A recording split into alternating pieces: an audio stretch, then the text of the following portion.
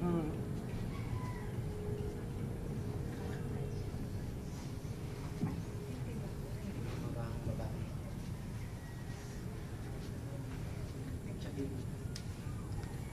ko, nagustuhan ba ang pagkagawa ng itinayo kong paaralan? Siyempre naman, mahal ko.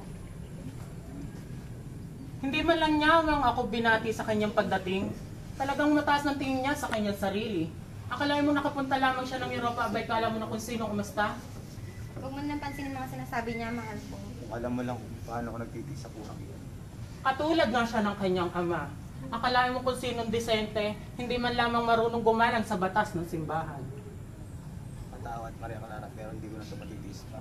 At tama lamang na parusahan siya Hayaan kong bastusin niyo ang aking pangalan, ngunit huwag niyong babastusin ang alaala ng aking ama. Maghulos dili ka, Ibarra. Alagad na ng Diyos ang kinakalaban mo. Alagad ng Diyos? Ito, alagad ng Diyos. Ito ang nagkatid sa aking ama sa kanyang kabiguan at naging dahilan ng kanyang pagkamatay. Yan ba ang gawain ng alagad ng Diyos? Kaysa gusto mo pakiusap, huwag mo sasaktan si Padre Damas ang alang-alang mo sa akin. Hindi lang kita mahal, Maria Clara. Makikita niyong may dugo. May dugo pa talagang dumadali sa taong yan.